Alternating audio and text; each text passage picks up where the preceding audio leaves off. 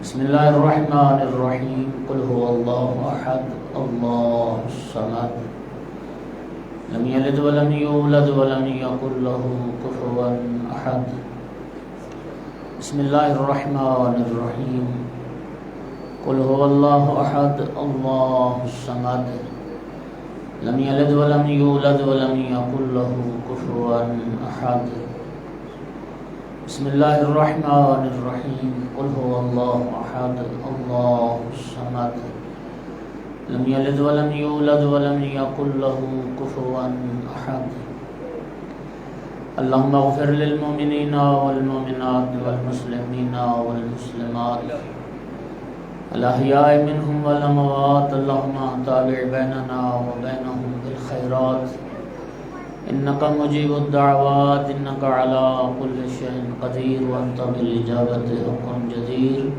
اللهم صل على محمد وعلى آل محمد صلوات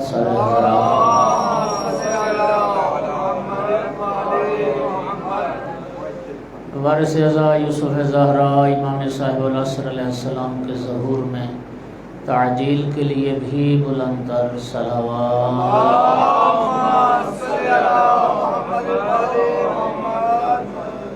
اعوذ باللہ من الشیطان اللعین الرجیم بسم اللہ الرحمن الرحیم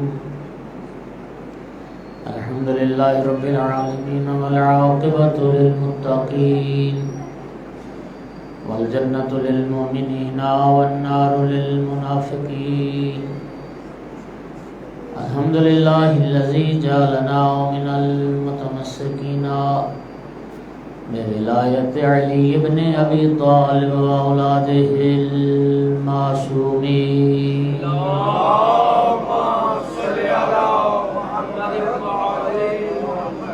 الحمد للہ الذی جعلنا من الباقین علی سید الشہداء واولادہ واصحابہ المظلومین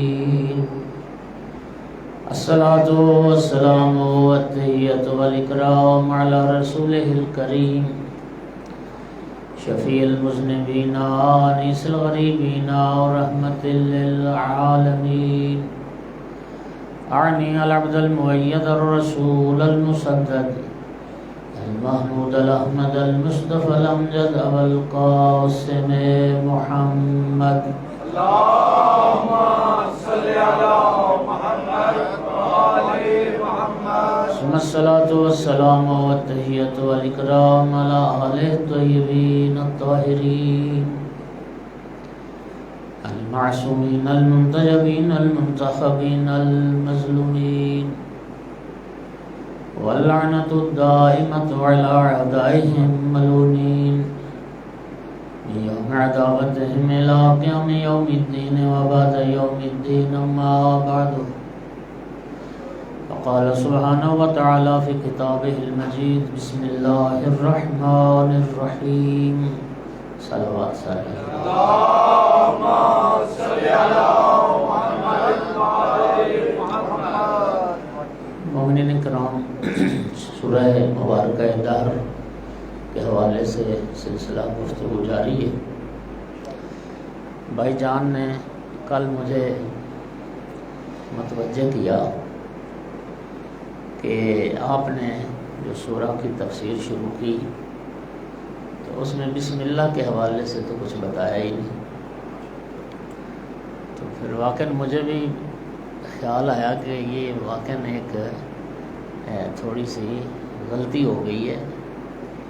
جب بسم اللہ سے ہر صورت کا آغاز ہے تو بسم اللہ الرحمن الرحیم کے بارے میں بھی ایک مجلس میں عرض کرنا چاہیے تھا، تو آج بسم اللہ کے بارے میں کچھ عرض کرتے ہیں اور اس سے پھر ٹائم بچے گا تو پھر سلسلہ کلام آگے بڑھائیں گے۔ ایک صلوات سارے حضرات۔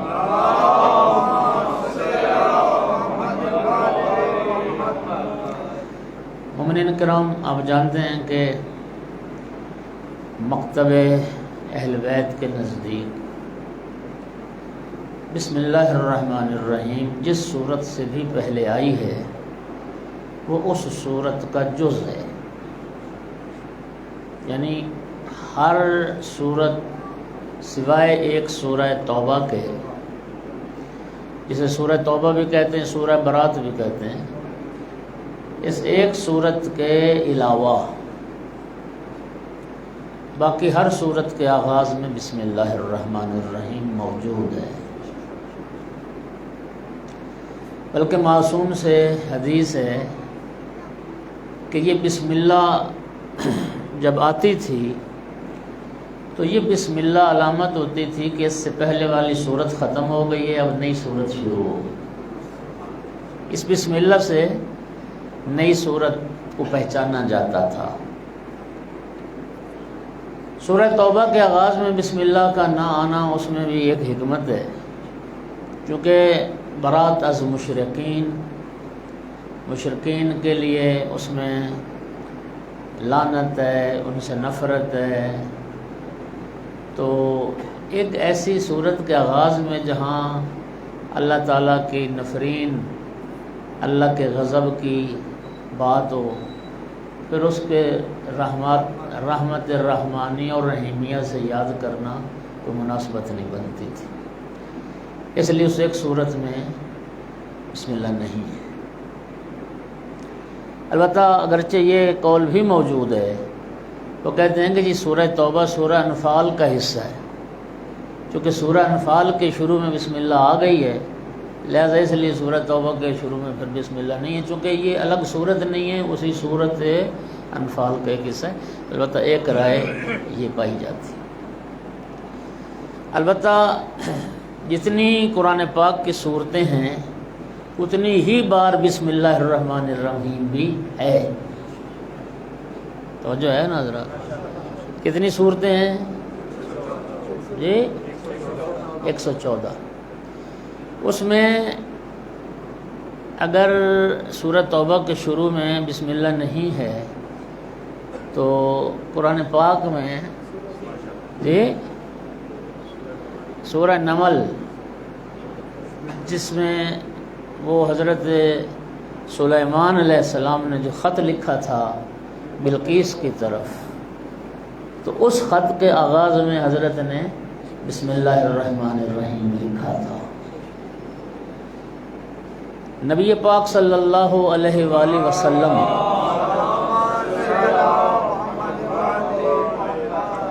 روایت ہے کہ خداوند عالم نے عرش کے خزانوں میں سے کچھ خزانے اپنے آخری حبیب کے لیے رکھے تھے۔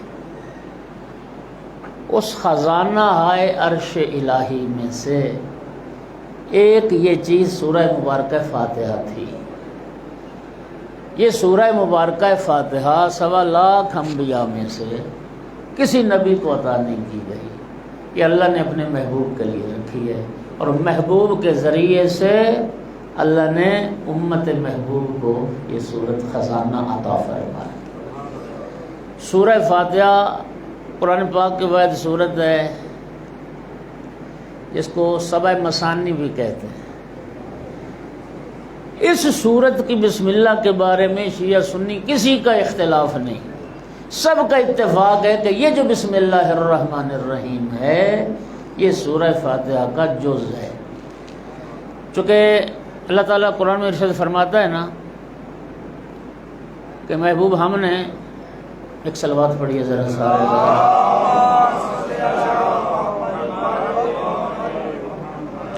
وَلَقَدْ آتَيْنَاكَ سَبْعًا مِّنَ الْمَثَانِي وَالْقُرْآنِ الْعَظِيمِ۔ اللہ پاک فرماتا ہے محبوب بے شک ہم نے آپ کو 7 مثانی عطا کیا۔ 7 کو کہتے ہیں، مثانی 2 کو کہتے ہیں، یعنی وہ 7 آیات جو 2 بار نازل ہوئی وہ سورہ مبارکہ فاتحہ ہے۔ سورہ مبارکہ فاتحہ یہ مکی بھی ہے، مدنی بھی ہے۔ ایک بار مکے میں نازل ہوئی، ایک بار مدینے میں نازل ہوئی، اور اللہ پاک نے اس لیے اس کو 7 مثانی بھی کہتے ہیں۔ تو اگر بسم اللہ کو شامل نہ کیا جائے تو پیچھے 7 آیات نہیں بنتی، پھر 6 بنتی، جو کہ رب نے خود فرمایا کہ 7 مثانی، تو اس لیے پھر سب کو ماننا پڑا، اتفاق کرنا پڑا کہ سورہ فاتحہ کی جو بسم اللہ ہے وہ سورہ فاتحہ کا جز ہے اور سورہ فاتحہ کا آغاز ہے۔ لیکن الحمدللہ ہمارے سب فقہا آل محمد کی جو تعلیمات ہیں، ہر بسم اللہ شروع میں اس صورت کا جز ہے. ایک تو یہ مسئلہ حل ہو. سامعین گرامی، اس بسم اللہ الرحمن الرحیم کی عظمت پیغمبر عالم کی نگاہ میں اور آل پیغمبر کی نگاہ میں بہت زیادہ. آپ اس بات کا اندازہ اس بات سے بھی لگا سکتے ہیں کہ امام حسن عسکری علیہ السلام نے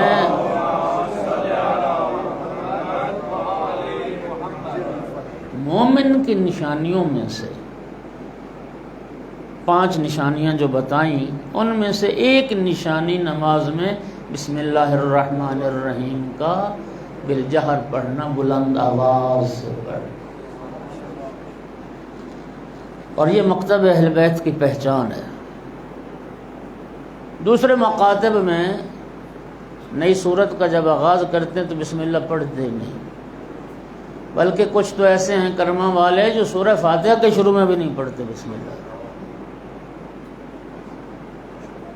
مکتب اہل بیت کے خلاف اتنی تعلیمات ہیں. میں ایک حدیث پڑھ رہا تھا اس قدر کہ تقیہ، بہت سارے معاملات میں تقیہ موجود ہے. معصوم فرماتے ہیں کہ جہر بالبسم اللہ، جہر بسم اللہ، ہر صورت کے آغاز میں بسم اللہ کا پڑھنا، اس میں کوئی تقیہ نہیں. ایک نشانی قرار دی گئی. 5 نشانیاں امام نے بتائیں. حاکم شام مدینے آیا اور اس نے نماز پڑھائی. نماز جو پڑھائی تو بسم اللہ نہ پڑھی. نماز ختم کی تو اس وقت جو صحابہ کرام اس وقت حیات تھے، مہاجرین میں سے، انصار میں سے، اور تابعین تو تھے، انہوں نے سب نے حاکم شام کو خطاب کر کے یہ پوچھا کہ تو نے نماز میں بسم اللہ جو نہیں پڑھی، سرقتا اسرقتا ام نسیتا، یہ بتا تو نے چرا لیا ہے بسم اللہ کو یا بھول گیا بسم اللہ کو. بسم اللہ الرحمن الرحیم کو نکال دیا انہوں نے نماز. میں سمجھتا ہوں کہ شاید ایک وجہ، شاید مولا امیر المومنین علیہ السلام نے فرمایا تھا یہ جو بسم اللہ ہے نا، یہ بسم اللہ الرحمن الرحیم، آقا امیر المومنین کی حدیث ہے، پورے قرآن کا خلاصہ وہ سورہ فاتحہ.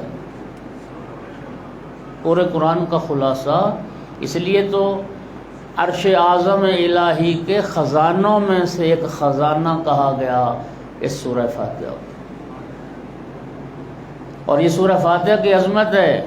114 صورتیں قرآن پاک کی، لیکن سرکار نے کیا فرمایا؟ لا صلاۃ الا بفاتحۃ الکتاب. سورہ فاتحہ کے بغیر تو نماز ہے ہی نہیں. سورہ فاتحہ کے بغیر نماز نہیں. اور کیا وہ عجیب صورتحال ہے کہ ایک سورہ فاتحہ پڑھنی واجب ہے، یعنی جس کے بغیر نماز نہیں، اور اس کی بھی بسم اللہ نکال دی جائے تو 7 آیات ہی نہیں رہتی. پورے قرآن کا خلاصہ سورہ فاتحہ میں. سورہ فاتحہ کا جو خلاصہ اور تلخیص ہے وہ بسم اللہ الرحمن الرحیم میں ہے. بسم اللہ الرحمن الرحیم کا خلاصہ وہ با ہے، با جو شروع میں با آتی ہے، اور وہ سارا خلاصہ پھر اس نقطے میں ہے جو با کے نیچے ہے. اور پھر مولا امیر المومنین نے فرمایا وَأَنَّ النُّقْطَةُ الَّتِي تَحْتَ الْبَاءِ، اس با کے نیچے والا نقطہ میں علی ابن حیدری محمد و آل محمد صلوات.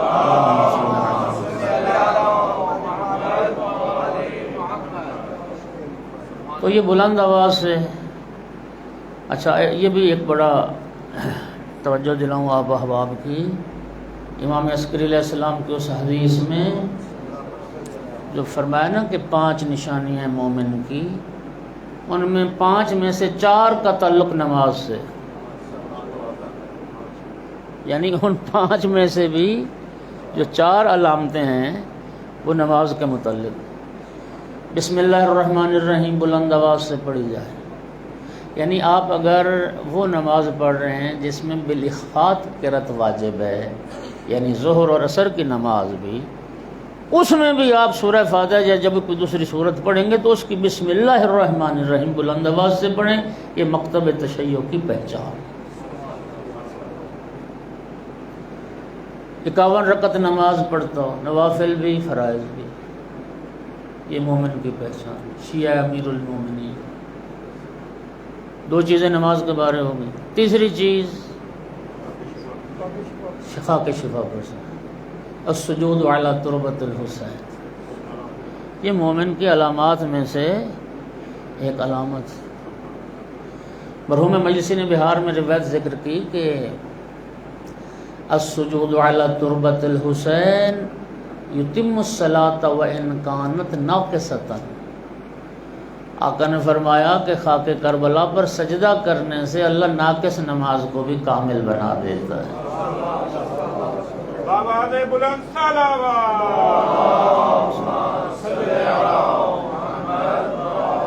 تربت سید الشہداء پر پیشانی رکھنا نماز کی حالت میں ناقص نماز کو بھی کامل کا درجہ عطا کرتا. ایک حدیث میں چھٹے امام نے فرمایا ضروری نہیں کہ سب کی عبادات محل اجابت تک پہنچیں.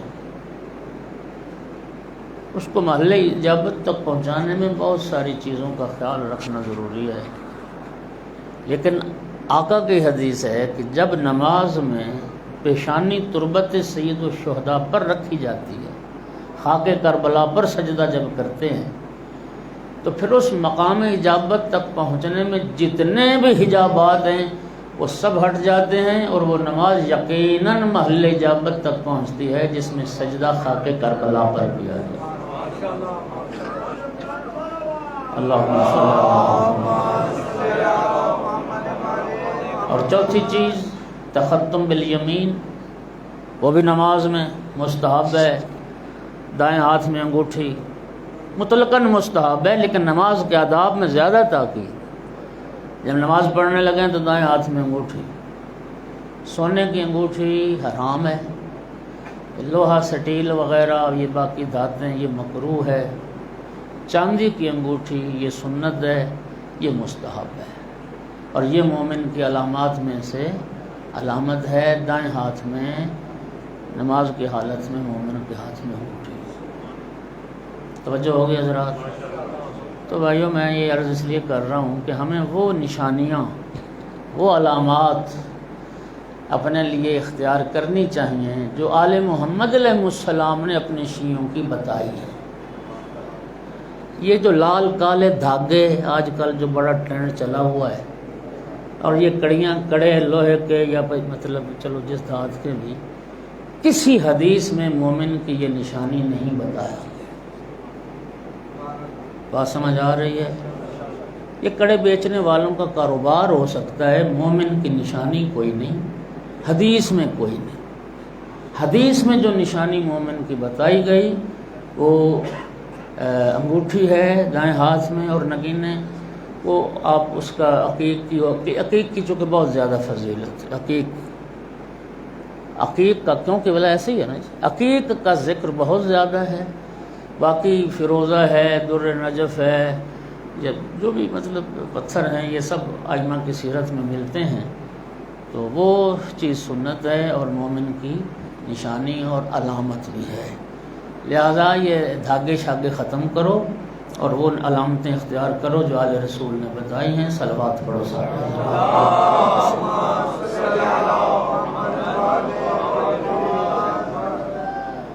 اور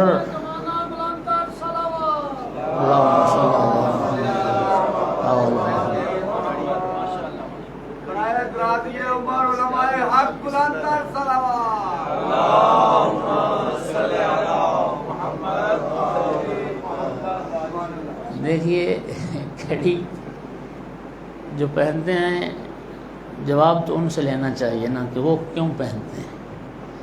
اور اگر واقعاً یہی بات ہے جو آقا صاحب فرما رہے ہیں کہ امام سجاد کی سنت ہے تو بھائی یہ بات غلط ہے.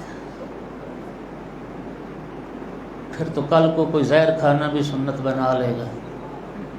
ہاں امام کو تو توق خاردار بھی پہنایا گیا تھا، امام کے کمر میں تو لنگر بھی تھا، امام کے پاؤں میں بیڑیاں بھی تھیں. یہ چھوٹی سی کڑی شوقیہ پہن کے اتنی ساری امام کی کڑی تھی، تو پھر اس میں روتے کس لیے؟ بات سمجھو میں جو عرض کر رہا ہوں.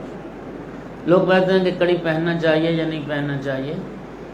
جس طرح جب دین پر مشکل آ گئی اور امام سجاد علیہ السلام نے پہنائی گئی امام کو کڑیاں، آج بھی اگر مکتب پر اور مذہب پر اور شیعت پر کوئی مشکل آ جائے تو جوانوں امام سجاد کی سنت پر عمل کرنے کے لیے تیار رہو. پھر ہاتھوں میں ہتھ کڑیاں پہنائی جائیں وہ بھی پہنو، پاؤں میں بیڑیاں پہنائی جائیں وہ بھی پہنو، کمر میں توق اور لنگر پہنائے جائیں وہ بھی پہنو، زندان میں جانا پڑے وہ بھی جاؤ. پھر یہ ساری سنت پہ عمل کرنا ضروری ہو جائے گا اگر مذہب اور دین اور مکتب پر کوئی مشکل پر. اللہم صلی بات سمجھیں. جب مکتب اہل بیت پر مشکل آ جائے، جب عزاداری مظلوم کربلا کے لیے کوئی مشکل آ جائے، پھر جب قربانی کا موقع ہو نا، تو پھر یہ کڑیاں پہننا واجب ہو جاتا ہے. ان کڑیوں کے لیے تیار رہنا چاہیے.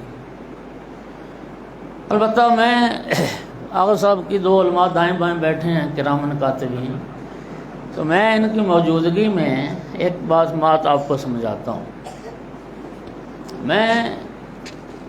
اس لیے میں نے کہا کہ پہلا تو اس کڑی پہننے والے سے پوچھا جائے نا بھی تو نے کیوں پہنی. اگر وہ یہ کہے کہ کڑی پہننا سنت ہے تو بھائی امام معصوم کا جو اختیاری فعل ہوتا ہے نا وہ سنت ہوتا ہے. اب میرا آپ شرفا سے سوال ہے، امام سجاد علیہ السلام نے خود پہنی یا پہنائی گئی؟ کنہوں نے پہنائی؟ یزیدیوں نے پہنائی. یزیدیوں نے پہنائی. امام معصوم کا وہ فعل سنت ہوتا ہے کہ جو امام نے اپنے ارادہ اور اختیار سے انجام دیا. یار یہ کتنی عجیب بات ہے. بعض لوگوں نے دیکھا ہوں گے، آپ نے بھی میں نے بھی، وہ کہتے ہیں جی میری منت ہے 1.25 من لوہا پانا ہے. 1.25 من لوہا. میں 2 بار یہ بات کر چکا ہوں. نظر اور منت صرف اس فعل اور کام کی ہو سکتی ہے جو رجحان شرعی رکھتا ہو. یہ منت کوئی نہیں ہوتی، یہ بےہودگی ہوتی ہے. بات سمجھ آئی؟ امام سجاد کے سجدے تمہیں یاد نہیں، امام سجاد کی نمازیں تمہیں یاد نہیں، امام سجاد کی دعائیں تمہیں یاد نہیں، امام سجاد کی مناجات تمہیں یاد نہیں. ہاں جی، ایک کڑی بنا لی تم نے اور اس کو پہن لیا کہ امام کو یاد کر رہے ہیں. جو کڑی پہن کے مولا سجاد کی شبیہ بنتے ہو نا، کبھی سجدہ خالق ادا کر کے بھی مولا سجاد کی شبیہ بنتے.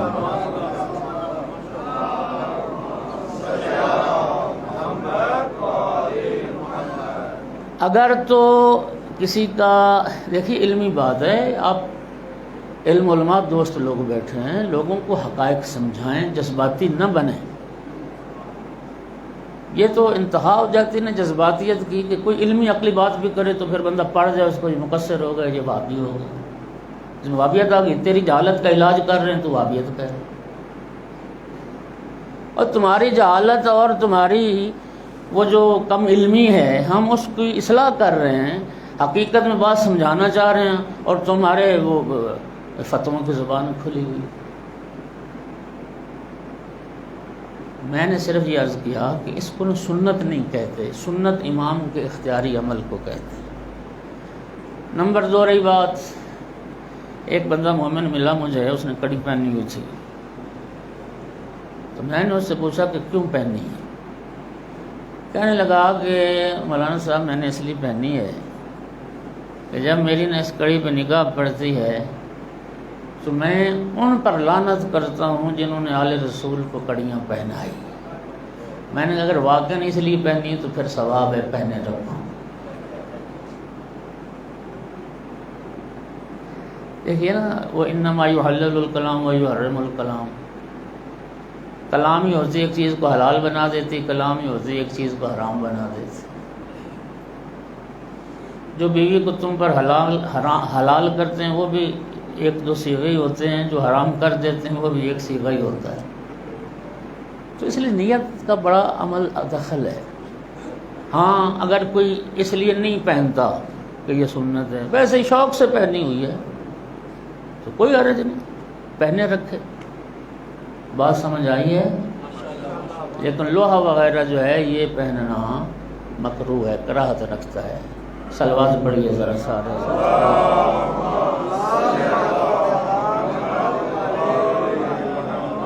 بلند صلوات۔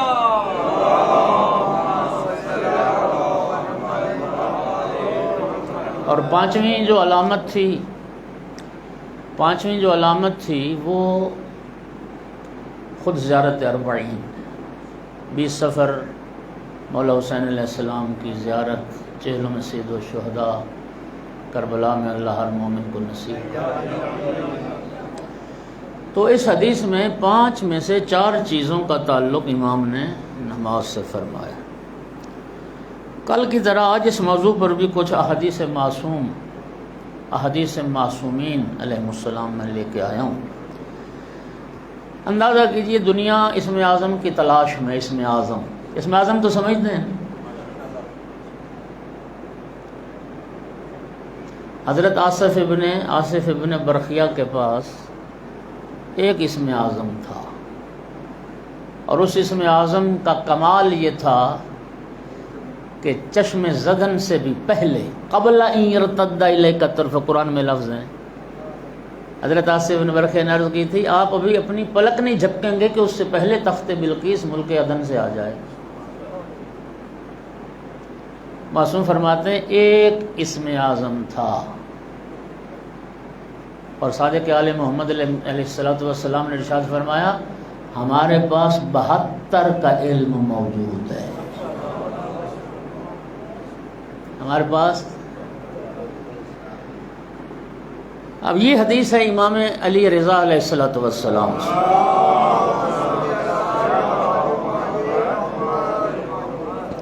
یہ آنکھ میں ایک حصہ سفیدی ہے باہر والا، اور اندر والا گول ایک جو ہے وہ سیاہی۔ اس سفیدی اور سیاہی میں فاصلہ ہے کوئی نہیں۔ اب امام کی حدیث ہے، آقا نے ارشاد فرمایا امام رضا علیہ السلام نے کہ بسم اللہ الرحمن الرحیم، یہ بسم اللہ اسم اعظم کے اتنی قریب ہے جتنی سیاہی سفیدی کے بھی قریب نہیں۔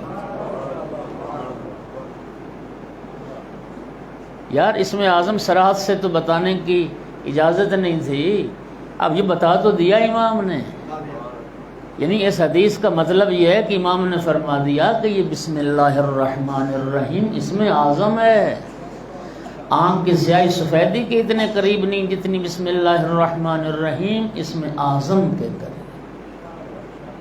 یہ شرف ہے بسم اللہ الرحمن الرحیم کا۔ اور نبی کریم صلی اللہ علیہ وآلہ وسلم نے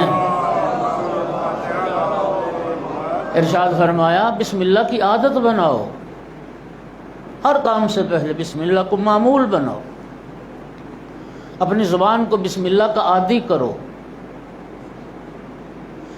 نبی پاک سے نے ارشاد فرمایا کہ کل امر ذی بال لم یبدا ببسملہ بسم اللہ الرحمن الرحیم فہو ابتر۔ کوئی بھی کام، کوئی بھی قابل اعتنا کام جس کے آغاز میں بسم اللہ الرحمن الرحیم نہ پڑھی جائے وہ کام کبھی تکمیل کی منزل تک نہیں پہنچے گا، وہ ابتر رہ جائے گا، وہ ادھورا رہ جائے گا۔ اگر چاہتے ہو کہ آپ کے جو کام ہیں اور معاملات ہیں وہ اپنے منزل تکمیل تک پہنچیں تو پھر ہر کام کا آغاز بسم اللہ الرحمن الرحیم سے۔ مولا امیر المومنین کے ایک صحابی عبداللہ ابن یحییٰ، مولا امیر علیہ السلام تشریف فرما تھے، عبداللہ کو قریب بلایا، عبداللہ یہاں بیٹھو۔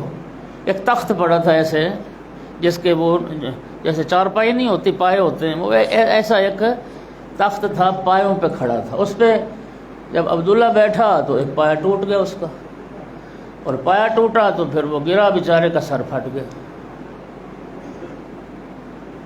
جب سر پھٹا، خون بہنے لگ گیا، لوگوں نے خیر اٹھایا، پٹی کی، تو مولا امیر نے ایک جملہ فرمایا، میرا اللہ تیرا شکر ہے کہ تو نے ہمارے شیعوں کی تکلیفوں کو بھی ہمارے شیعوں کے گناہوں کا کفارہ بنا دیا۔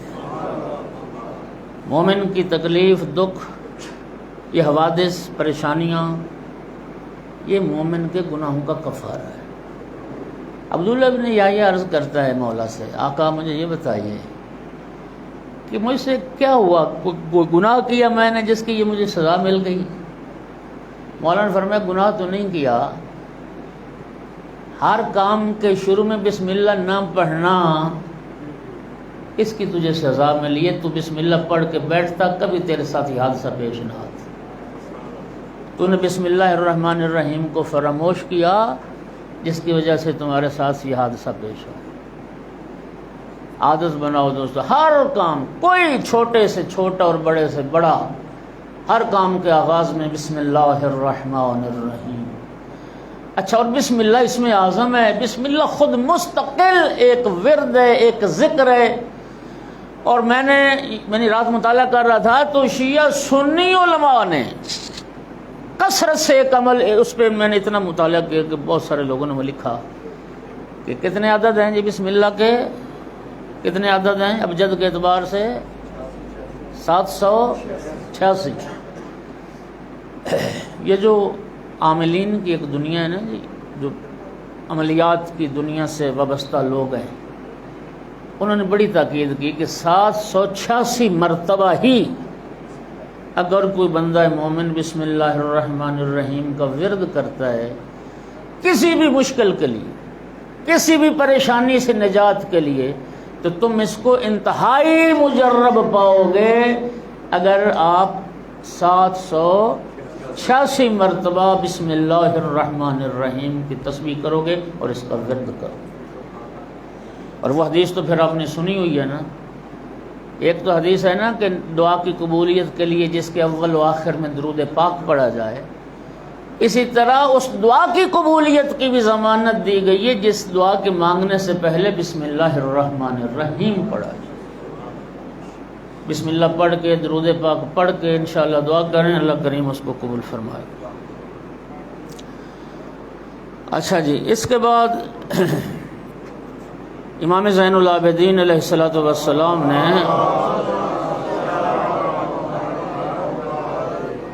ارشاد فرمایا کہ اللہ رب العزت نے ہمارے جد رسول اللہ کو تمام انبیاء و مرسلین پر جو فضیلت عطا کی وہ سورہ فاتحہ کی وجہ سے عطا کی، اور اس سورہ فاتحہ میں 7واں حصہ سورہ فاتحہ کا وہ بسم اللہ بنتا ہے۔ فرمایا صرف ایک 7واں حصہ تھا بسم اللہ الرحمن الرحیم جو سلیمان ابن داؤد کو عطا کی گئی، اور باقی کسی نبی کو اس میں سے کوئی حصہ عطا نہیں کیا گیا۔ ایک صلوات پڑھ لیں۔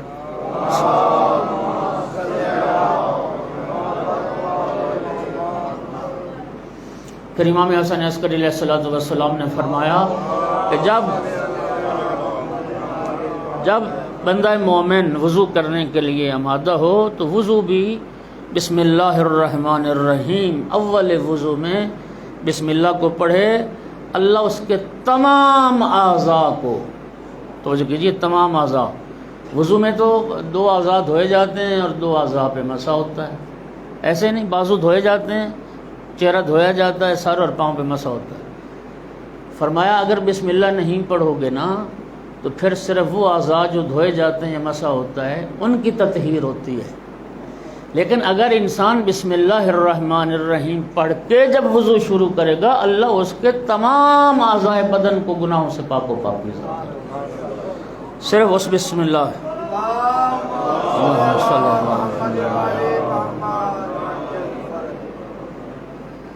پھر ایک حدیث میں نبی کریم صلی اللہ علیہ وآلہ وسلم نے ارشاد فرمایا، وضو کے بارے میں یہ حدیث ہے کہ جب وضو کے لیے پانی ڈالتے ہو ہاتھوں پر، پانی میں ہاتھ دھوتے ہو اور پڑھتے ہو بسم اللہ الرحمن الرحیم، تو جو ہاتھوں سے گناہ سرزد ہوئے ہیں اللہ وہ گناہ معاف کر دیتے ہیں۔ پھر جب آپ چہرہ دھوتے ہیں تو تمہاری آنکھوں نے جو گناہ کیے ہیں اللہ وہ گناہ معاف کر دے. پھر جب آپ کلی کرتے ہیں تو زبان کے ذریعے سے جو گناہ کیے ہوتے ہیں اللہ کریم وہ معاف کر دیتا ہے. پھر بازو دھوئے جاتے ہیں تو اللہ کریم ہاتھوں کے ذریعے جو گناہ کرتا ہے انسان وہ معاف کر دیتا ہے. اور پھر جب آپ سر اور پاؤں کا مسح کرتے ہیں تو وہ گناہ بھی جھڑ جاتے ہیں جو انسان پاؤں کے ذریعے سے انجام دیتا ہے اور گناہوں کی طرف چل کے جاتا ہے. یہ سارے گناہ معاف ہو جاتے ہیں ایک بسم اللہ الرحمن الرحیم کی برکت سے. ایک صلوات پڑھ دیں سارا.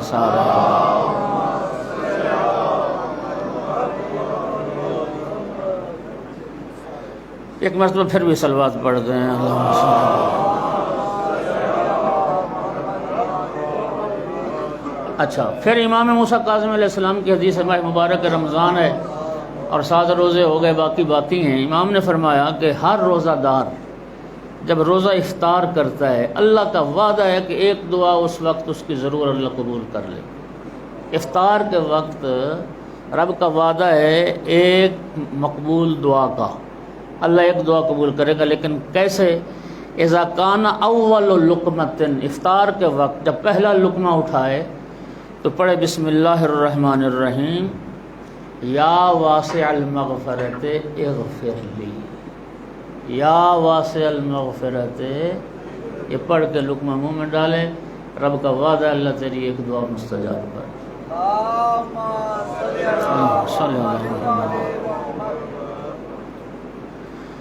پھر وہ میں سنا چکا لا یرد دعاء اولہ بسم اللہ الرحمن الرحیم، وہ دعا بھی سرکار نے فرمایا کبھی رد نہیں ہوتی جس دعا کے آغاز میں بسم اللہ الرحمن الرحیم کو پڑھا جائے. امام جعفر صادق علیہ السلام نے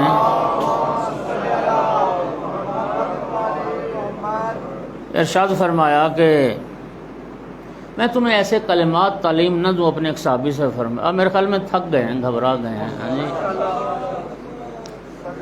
میں تمہیں، آپ سارے ایک بسم اللہ پڑھیں نا تھکاوٹ دور ہو جائے. بسم اللہ. میں تمہیں ویسے یہ ٹھیک کیا ہے، جتنی تھکاوٹ نعرہ دور کرتا ہے نا اتنی بسم اللہ بھی نہیں کرتے. صلوات ایک پڑھ دیں سارے.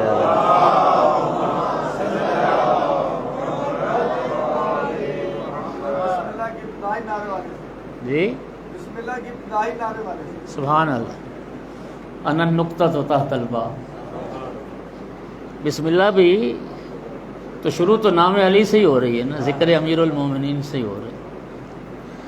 حضرت نے فرمایا اپنے صحابی سے میں تمہیں ایسے کلمات نہ بتاؤں کہ جن کلمات کی وجہ سے ہر دکھ، ہر پریشانی، ہر حادثہ، ہر مصیبت تم سے دور ہو جائے اور ٹل جائے.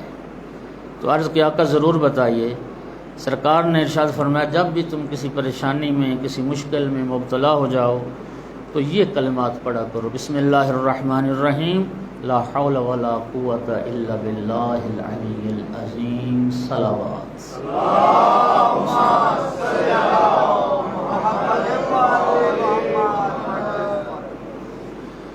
پھر امام محمد باقر علیہ السلام نے ارشاد فرمایا کہ من خرج من بیتہ، کوئی بندہ مومن جب گھر سے نکلتا ہے تو یہ پڑھ کے نکلتا ہے بسم اللہ الرحمن الرحیم. جب بسم اللہ پڑھ کے نکلتا ہے نا 2 فرشتے کہتے ہیں ہدیتا، اس مومن سے کہتے ہیں کہ تو ہدایت پا گیا، تیری مشکل آسان ہوگی، ہدایت کے راستے پہ آ گیا. اور جب وہ پڑھتا ہے نا لا حول ولا قوة الا باللہ العلی العظیم تو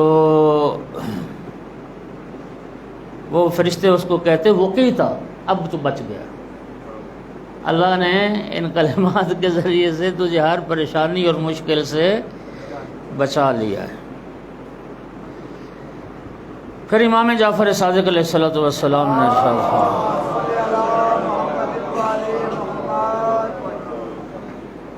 ہر کام اور خصوصاً کھانے میں، آقا کی حدیث ہے پانی جب پینا چاہیں، پانی پینے کے تو آداب جانتے ہیں، کھانا کھانے کے آداب.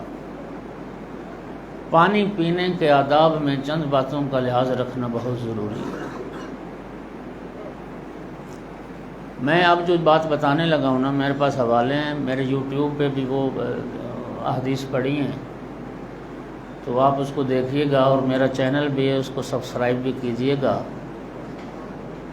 اب میں ایک عمل بتانے لگا ہوں۔ ایک بندہ مومن کہتا ہے کہ میں، امام صادق علیہ السلام نماز پڑھا رہے تھے، نماز جماعت، میں اس وقت مسجد میں پہنچا کہ جب امام نماز ختم کر چکے تھے، امام آخری سلام پہ پہنچا۔ کہتا ہے مجھے بڑا ہی افسوس ہوا، میں نے بڑے ہاتھ ملے، مجھے بڑا دکھ ہوا کہ میں امام کی نماز جماعت کو درک نہ کر سکا، کاش میں تھوڑا پہلے آ جاتا کہ نماز امام کی اقتداء میں پڑھ لیتا۔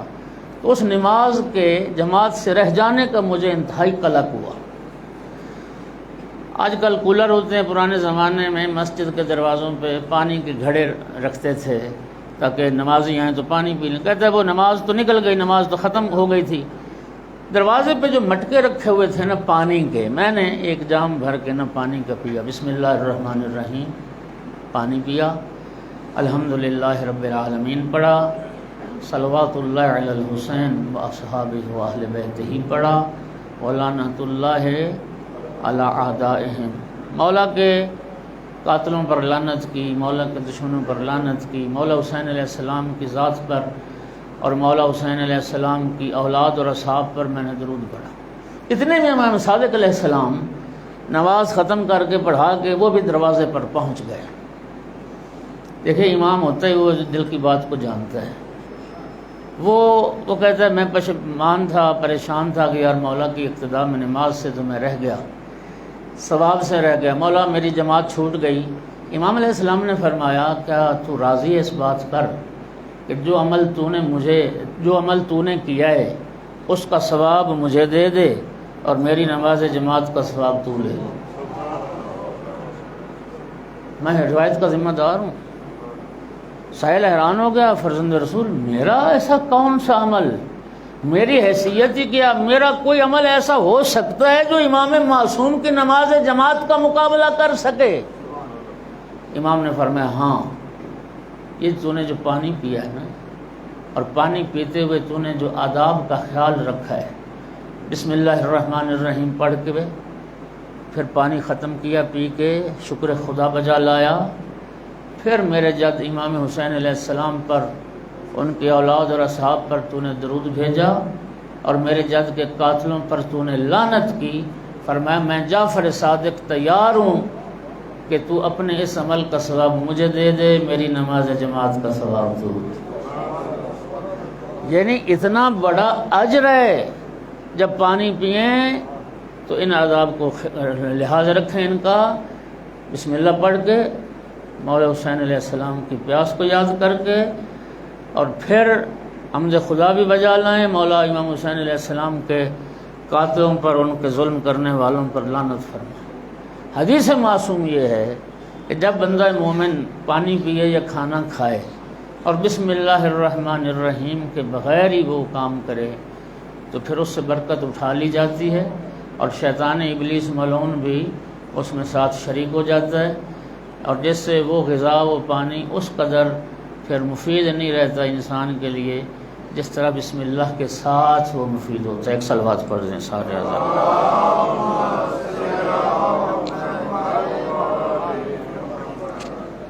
اور پھر آپ جانتے ہیں کہ بسم اللہ نام خدا سے ذبیحہ حلال ہوتا ہے، اگرچہ وہ حلال گوشت ہوتا ہے، حلال گوشت جانور، لیکن وہ بھی حرام ہو جاتا ہے اگر اس کو ذبح کرتے وقت نام خدا نہ لیا جائے اور بسم اللہ نہ پڑھی جائے، وہ حلال بھی حرام ہو جاتا ہے۔ خداوند عالم سے دعا ہے ہمیں محمد و آل محمد علیہ السلام کی تعلیمات پر عمل پیرا ہونے کی توفیق عطا فرمائے۔ اللہ ہمارے اعمال میں اخلاص عطا فرمائے۔ سامعین گرامی، شیخ جعفر شوستری کے حوالے سے یہ روایت موجود ہے، فرماتے ہیں کہ میں نے خواب دیکھا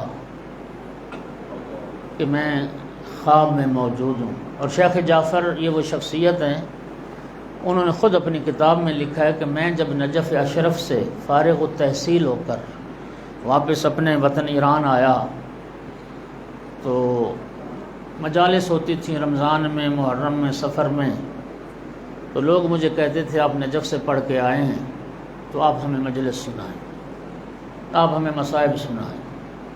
وہ کہتے تھے کہ میں جب منبر پہ پڑھتا تو تھا لیکن کوئی اثر نہیں تھا میری گفتگو میں، کوئی تاثیر نہیں ہوتی تھی، کوئی اس طرح سے نہ جس طرح ایک خاص کیفیت پیدا ہوتی ہے مجالس اعضاء میں گریہ سید الشہداء کے مصائب پر، اس طرح کی نہ کوئی کیفیت نہیں پیدا ہوتی تھی۔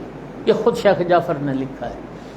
کہتے پھر میں نے مولا حسین علیہ السلام کی بارگاہ میں توسل کیا کہ اے آقا مجھے اپنے ذاکروں میں سے شمار کر لیں، میری زبان میں بھی اثر پیدا ہو جائے، چونکہ غم حسین میں رونے کا بھی ثواب ہے، غم حسین میں رلانے کا بھی ثواب ہے۔ فرماتے ہیں کہ پھر مجھے عالم خواب میں مولا حسین علیہ السلام کی زیارت ہوئی۔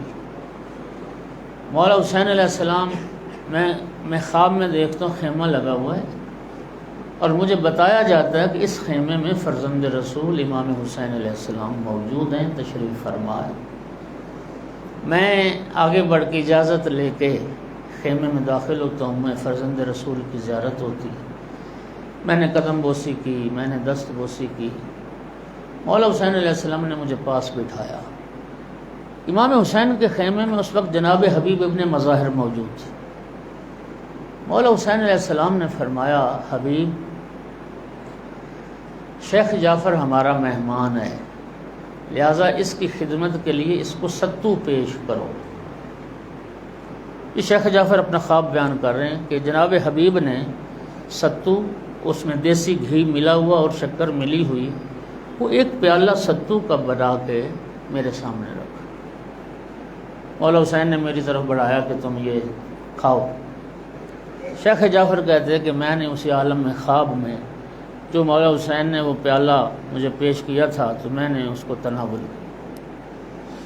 اس کے بعد کہتے ہیں بس خواب سے جب میں اٹھا ہوں اور پھر جو میں نے پہلا منبر پڑھا ہے، مجلس پہلی پڑھی ہے، وہ تاثیر اللہ نے میری زبان میں عطا کی، وہ اثر عطا ہوا کہ میں ایک جملہ مصیبت کا کہتا تھا اور کربلا بپا ہو جاتی تھی، اتنا گریہ ہوتا تھا، اتنا مصائب ہوتا تھا۔ یہ شیخ جعفر کہتے ہیں کہ میں نے عالم خواب میں دیکھا کہ کربلا میں حرم امام حسین علیہ السلام میں مجلس ہو رہی ہے، علماء باری باری آتے ہیں منبر پر۔ آپ نے دیکھا نا حرم امام حسین علیہ السلام میں ایک منبر پڑا ہوتا ہے، ہمارے بعض نواخوان بھی جا کے اس پہ نواخوانی کرتے ہیں، ہمارے علماء بھی وہاں جا کے خطاب کرتے ہیں۔ کہتے ہیں جب باری باری علماء پڑھ رہے تھے، جب میری باری آئی مجھے بلایا گیا اور میں منبر پہ پہنچا تو سامنے مرد بیٹھے تھے، درمیان میں قنات لگی تھی، قنات کے پیچھے مستورات تھی۔ میں جب منبر پہ پہنچا تو مستورات کی طرف سے ایک مستور عصا کے سہارے چلتی چلتی میرے قریب آ گئی اور مجھ سے آ کے اس مستور نے یہ کہا، اے شیخ عباس تو جانتا ہے، اے شیخ جعفر تو جانتا ہے اس قنات کے پیچھے حسین کی ماں آئی ہوئی ہے اور اس قنات کے پیچھے حسین کی بہنیں آئی ہوئی ہیں اور حسین مولا کی ماں نے مجھے بھیجا ہے۔ انہوں نے یہ فرمایا کہ شیخ جعفر سے کہنا کہ آج مصائب اپنی مرضی کا نہ پڑھے، آج مصائب میری مرضی کا پڑھے۔ میں نے پوچھا ہے بی بی تو اپنا تعارف کروا، تو کون ہے؟ کہ شیخ تو نے مجھے نہیں پہچانا، میں حسین کی ماں کی کنیز فضہ ہوں جو زہرا کے ساتھ دربار گئی تھی، زہرا کی بیٹیوں کے ساتھ بازار گئی تھی۔